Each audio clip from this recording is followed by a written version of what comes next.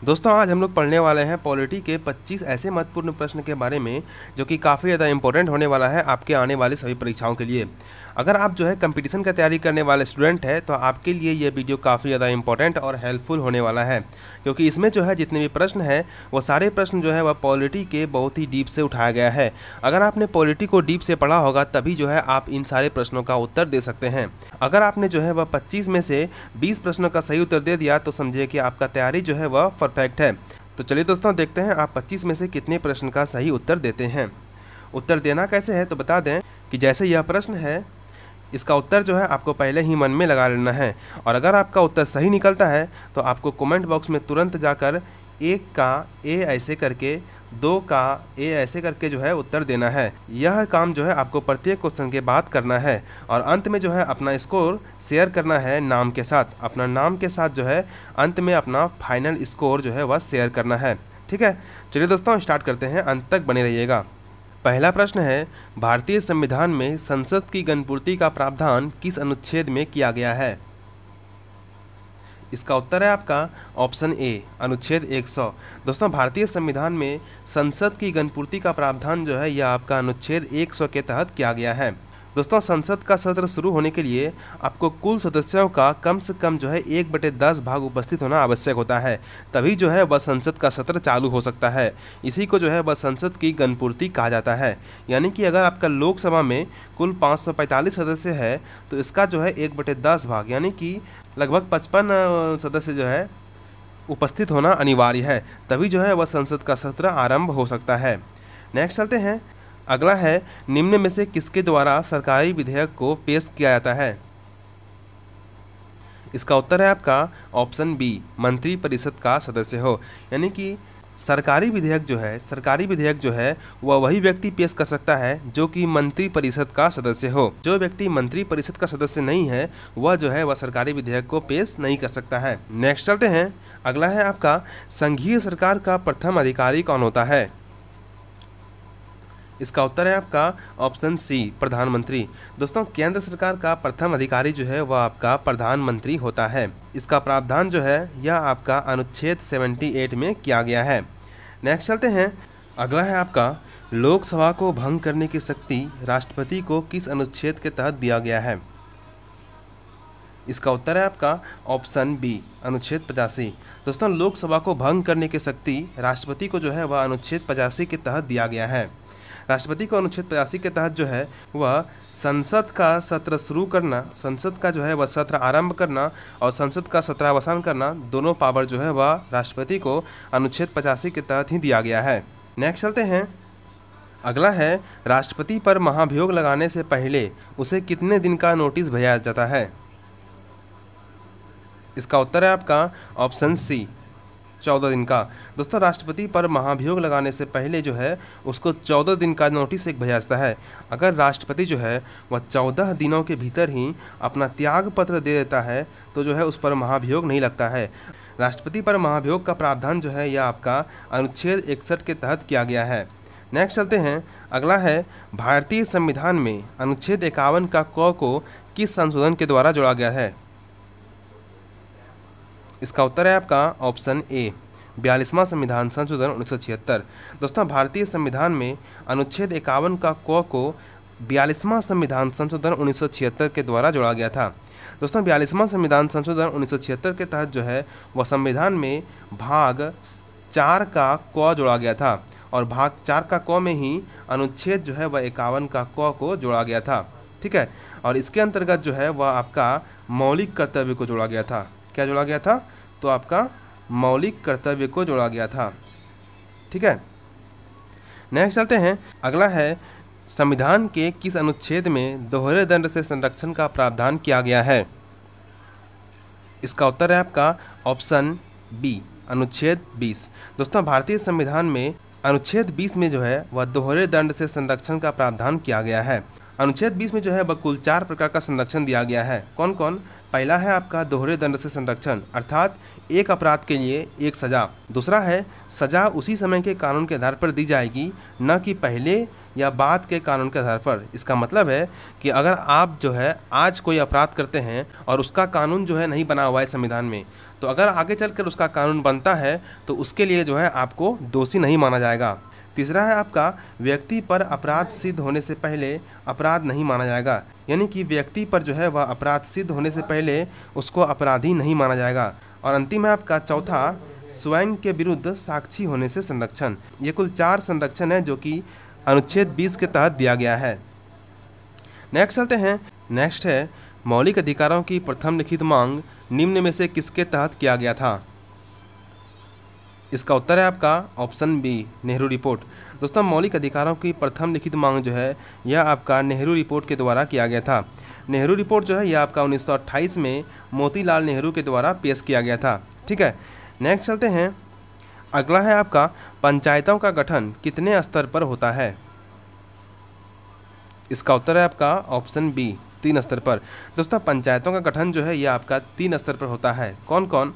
पहला है आपका ग्राम स्तर, दूसरा है मध्य स्तर और तीसरा है जिला यानी कि उच्च स्तर। ग्राम स्तर में जो है यह आपका ग्राम पंचायत होता है। मध्य स्तर में जो है इसमें आपका पंचायत समिति यानी कि ब्लॉक पंचायत होता है और तीसरा जो है इसमें जिला पंचायत होता है। ठीक है, नेक्स्ट चलते हैं। अगला है दिल्ली को एनसीटी का दर्जा किस संविधान संशोधन के तहत दिया गया है? इसका उत्तर है आपका ऑप्शन सी, 69वां संविधान संशोधन 1991। दोस्तों दिल्ली को जो है वह एनसीटी का दर्जा जो है वह 69वां संविधान संशोधन 1991 के तहत दिया गया था। 69वां संविधान संशोधन 1991 के तहत जो है वह संविधान में 2 अनुच्छेद जोड़ा गया। एक आपका अनुच्छेद 239 का ए और दूसरा अनुच्छेद 239 का बी। अनुच्छेद 239 का ए के तहत जो है वह आपका दिल्ली को एनसीटी का दर्जा दिया गया। नेक्स्ट है लद्दाख के न्यायपालिका का नाम क्या है? इसका उत्तर है आपका option C, Jammu Kashmir High Court. दोस्तों लद्दाख की न्यायपालिका का नाम जो है वह जम्मू कश्मीर हाई कोर्ट है, क्योंकि लद्दाख का न्यायपालिका जो है वह आपका जम्मू कश्मीर हाई कोर्ट से ही चलता है। इसको भी याद रखिएगा। नेक्स्ट चलते हैं। अगला है किस उच्च न्यायालय में सबसे कम न्यायाधीश हैं? इसका उत्तर है आपका ऑप्शन बी, सिक्किम उच्च न्यायालय में। दोस्तों सिक्किम के उच्च न्यायालय में जो है वह सबसे कम न्यायाधीश है। इसी कारण से जो है वह सिक्किम का उच्च न्यायालय जो है वह छोटा उच्च न्यायालय है। कैसा है? छोटा उच्च न्यायालय है। और इलाहाबाद उच्च न्यायालय जो है यह सबसे बड़ा उच्च न्यायालय है, क्योंकि इसमें जो है वह सबसे अधिक न्यायाधीश बैठते हैं। नेक्स्ट चलते हैं। अगला है आपका सबसे अधिक निर्वाचित सदस्य किस विधानसभा में हैं? इसका उत्तर है आपका ऑप्शन ए, उत्तर प्रदेश। दोस्तों सबसे अधिक निर्वाचित सदस्य जो है वह आपका उत्तर प्रदेश के विधानसभा में है। उत्तर प्रदेश के विधानसभा में जो है वह कुल 403 निर्वाचित सदस्य हैं। कितने हैं? 403 निर्वाचित सदस्य हैं उत्तर प्रदेश के विधानसभा में। नेक्स्ट चलते हैं। अगला है आपका नियंत्रक एवं महालेखा परीक्षक को वेतन कहाँ से दिया जाता है? इसका उत्तर है आपका ऑप्शन बी, संचित निधि से। दोस्तों नियंत्रक एवं महालेखा परीक्षक को जो है वेतन जो है वह संचित निधि से दिया जाता है। नेक्स्ट चलते हैं। नेक्स्ट है किसी कर को लगाना या समाप्त करना किस विधेयक के अंतर्गत आता है? इसका उत्तर है आपका ऑप्शन डी, धन विधेयक। दोस्तों किसी कर को लगाना या समाप्त करना जो है यह धन विधेयक के अंतर्गत आता है। इसका प्रावधान जो है यह आपका अनुच्छेद 110 में किया गया है।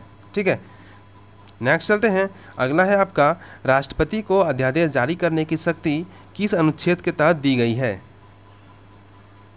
इसका उत्तर है आपका ऑप्शन बी, अनुच्छेद 123। दोस्तों राष्ट्रपति को अध्यादेश जारी करने की शक्ति जो है यह आपका अनुच्छेद 123 के तहत दिया गया है, और राज्यपाल को अध्यादेश जारी करने की शक्ति यह अनुच्छेद 213 के तहत दिया गया है। इसको भी याद रखिएगा। नेक्स्ट चलते हैं। अगला है किस वीटो का उपयोग कर राष्ट्रपति किसी भी विधेयक पर सहमति देने से इनकार कर सकता है? इसका उत्तर है आपका ऑप्शन ए, आत्यंतिक वीटो। दोस्तों राष्ट्रपति जो है वह अपने आत्यंतिक वीटो का प्रयोग कर जो है वह किसी भी विधेयक पर सहमति देने से इनकार कर सकता है। राष्ट्रपति के पास जो है वह अनुच्छेद 111 के तहत अनुच्छेद 111 के तहत जो है राष्ट्रपति के पास 3 प्रकार की वीटो शक्ति होती है। पहला हो गया आपका अत्यंतिक वीटो, दूसरा निलंबनकारी वीटो और तीसरा जीवी वीटो। इसी तीनों वीटो का उपयोग जो है राष्ट्रपति विधेयकों पर करती है। नेक्स्ट चलते हैं, अगला है 1956 के राज्य पुनर्गठन अधिनियम के तहत कितने राज्य और संघ शासित क्षेत्रों का गठन किया गया था? इसका उत्तर है आपका ऑप्शन सी, 14 राज्य और 6 संघ शासित क्षेत्र। दोस्तों 1956 के राज्य पुनर्गठन अधिनियम के तहत देश में जो है वह कुल 14 राज्य और 6 संघ शासित क्षेत्रों का गठन किया गया था। नेक्स्ट चलते हैं, अगला है राष्ट्रपति की आपातकालीन शक्तियाँ किस देश के संविधान से लिया गया है? इसका उत्तर है आपका ऑप्शन सी, जर्मनी। दोस्तों राष्ट्रपति की आपातकालीन शक्तियाँ जो है यह जर्मनी के संविधान से लिया गया था। ठीक है, जापान के संविधान से जो है वह आपका विधि के द्वारा स्थापित प्रक्रिया को लिया गया है। फ्रांस के संविधान से स्वतंत्रता, समानता एवं बंधुता का विचार लिया गया है और रूस के संविधान से जो है वह आपका मौलिक कर्तव्य को लिया गया है। नेक्स्ट है आपका भारत की प्रथम अंतरिम सरकार कब बनी थी? इसका उत्तर है आपका ऑप्शन ए, 1946 को। दोस्तों भारत की प्रथम अंतरिम सरकार जो है यह आपका 2 सितंबर 1946 ईस्वी को बना था। ठीक है, इसको याद रखिएगा, इंपॉर्टेंट है। नेक्स्ट चलते हैं, अगला है आपका किस अधिनियम के तहत प्रांतों में द्वैत शासन का अंत करके केंद्र में द्वैत शासन लगाया गया?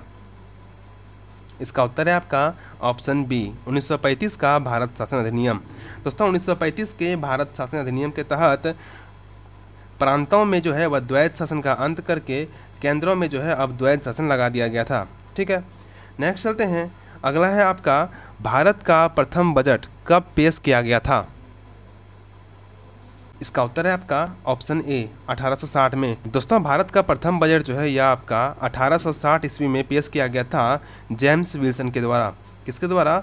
तो जेम्स विल्सन के द्वारा पेश किया गया था। नेक्स्ट चलते हैं, अगला है राज्यसभा का सदस्य बनने के लिए न्यूनतम आयु कितनी होनी चाहिए?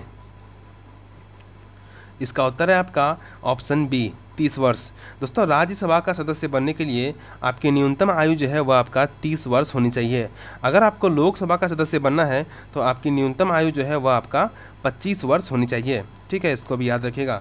नेक्स्ट चलते हैं, अगला है राज्य की आकस्मिकता निधि पर किसका नियंत्रण होता है?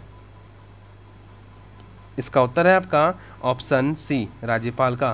दोस्तों राज्य की आकस्मिकता निधि पर जो है वह राज्यपाल का नियंत्रण होता है। आकस्मिकता निधि से कितना पैसा निकालना है, कितना पैसा डालना है, ये सारा कार्य जो है वह आपका राज्यपाल का होता है। नेक्स्ट चलते हैं, अगला और अंतिम है आपका विधान परिषद में राज्यपाल द्वारा कितने सदस्य मनोनीत किए जाते हैं?